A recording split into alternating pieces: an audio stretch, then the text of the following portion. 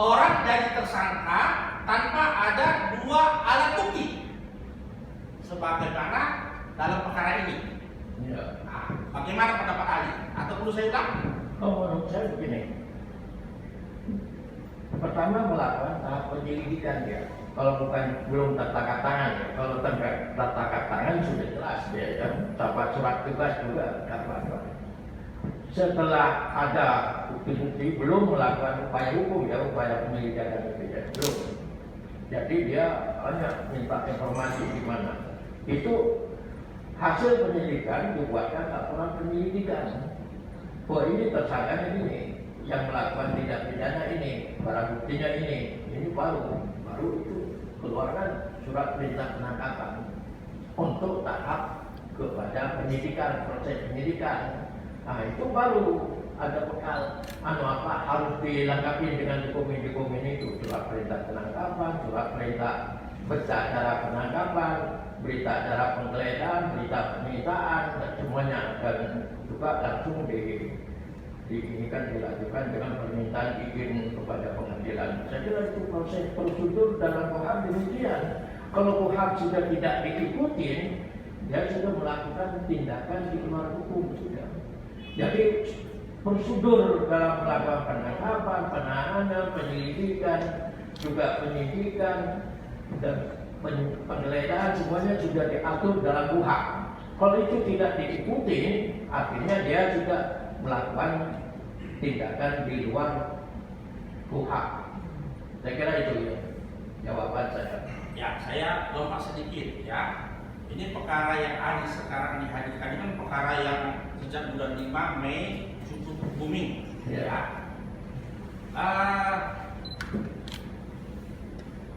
Ada satu peristiwa dikatakan pada bulan Maret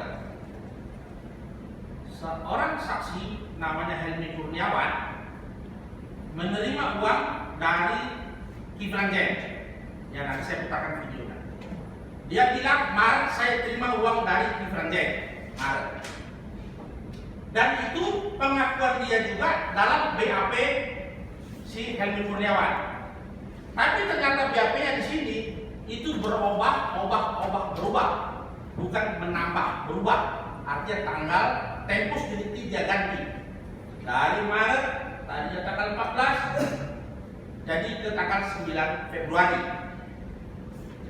Dia menerima uang dari 9 Februari padahal awalnya katanya Maret.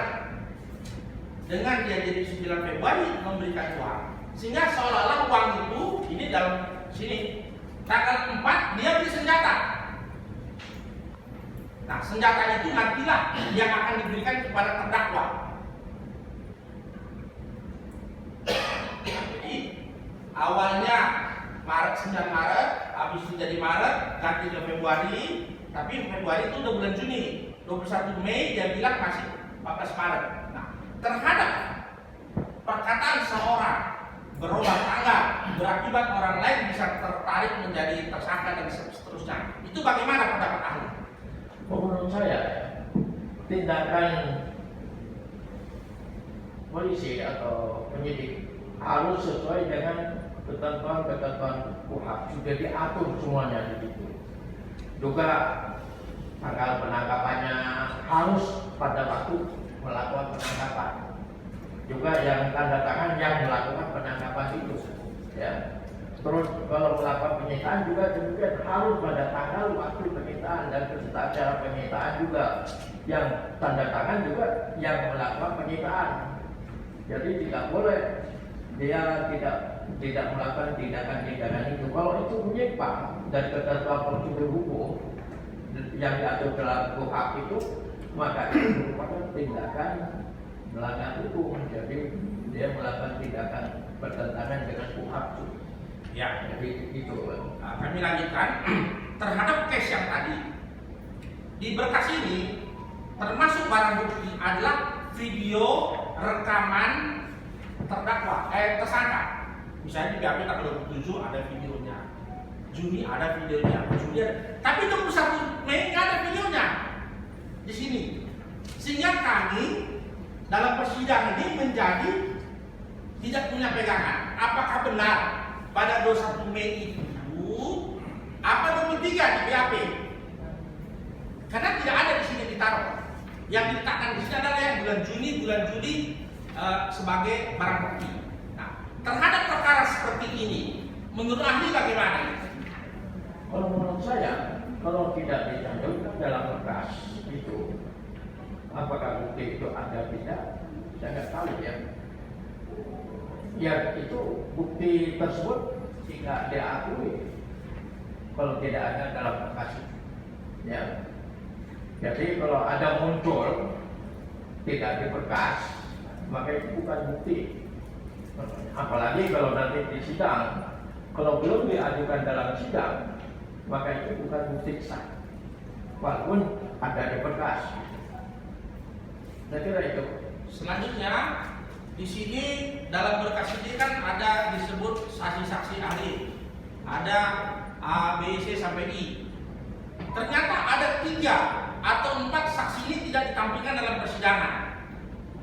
Sementara saksi-saksi ini terkait dengan isi dakwaan. Ya, bagaimana pendapat ahli perkara ini? Saya kira saya akan menjawab. Saya mau menggunakan pasal 185 KUHP.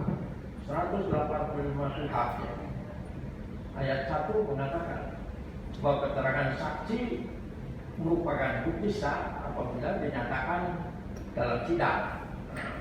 Kalau semua bukti-bukti itu diajukan dalam sidang, maka itu bukti sah. Ya. Kalau yang tidak diajukan dalam sidang, itu bukan bukti sah. Itu ayat 1. Ya. Terus selain itu juga, kalau ada hal yang demikian, saya kenakan pada pasal 6 ya. Pasal 6 ya. Ayat 6. Pasal 185 KUHP ayat 6. Itu menyatakan begini. Dalam menilai kebenaran keterangan saksi, hakim harus memperhatikan A. Penyesuaian antara keterangan saksi satu dengan saksi lain, juga penyesuaian antara keterangan saksi dengan alat bukti lain. Itu ada juga. Jadi kalau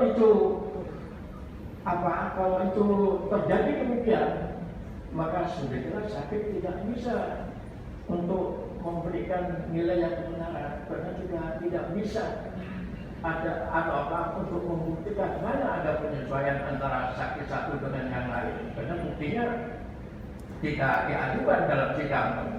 Ya, otomatis akan menimbulkan suatu kerugian bagi hakim untuk menetapkan mana yang benar atau mana tidak. Gitu. Jelas. Ini pasal 185 ayat 6. Oleh baca, saya bukan pendapat saya, ini ngomong itu. Melanjutkan yang saksi terangkan tadi, kalau saya kan berdasarkan mengalir baru saya ikutin.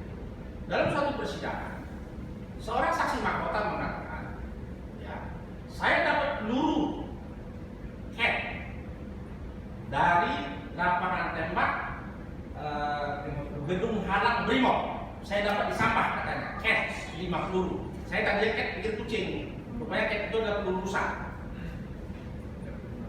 Tapi dalam persidangan, peluru itu bagus, kata ahli yang dihadirkan oleh penuntut umum. Ya, itu satu. Kedua, peluru yang dikatakan CAT tadi itu jumlahnya 5 butir. Tapi ternyata setelah dilihat di persidangan itu ada 7. 5 di persidangan ini, 2 lagi diberikan di persidangan lain, jadi jumlahnya 7, bukan 5. Sementara di dalam dakwaan ini peluru cuma 3, bukan 5 dan bukan 7. Hasil daripada lab puslap bor ini menyatakan peluru jumlahnya 5. Nah, terhadap kebingungan kami sebagai penasihat hukum membela terdakwa, apalagi terdakwa dia bingung. Ini pendapat ahli bagaimana persidangan ini? Pendapat saya tetap berdasarkan pada pasal 185 yaitu ayat 1. Kita mengatakan jadi semua bukti yang diajukan dalam sidang itu merupakan alat bukti sah. Kalau itu tidak diajukan dalam sidang yang seperti masih ini, itu dinyatakan ya tidak sah. Ya, saya kira itu aja rumusannya ya untuk ini. Jadi tidak sah itu, apalagi terjadinya perbedaan jumlah karena tidak diajukan dalam sidang sehingga terjadi begitu. Jadi itu ya sudah jelas itu tidak sah karena sudah bertentangan dan jumlah itu tidak sama gitu. Kalau di sidang sudah jelas akan sama gitu. Jadi itu merupakan bisa kalau diajukan dalam sidang. Kalau masih dalam berkas begitu, itu belum diajukan dalam sidang masih tidak sah. Mana yang benar? Ya kita harus buktikan benarnya itu di sidang, tapi dinyatakan di sidang, baru itu merupakan alat bukti sah. Saya kira itu yang perlu saya sampaikan. Maaf ya, saudara ahli dan penasihat hukum terdakwa ya.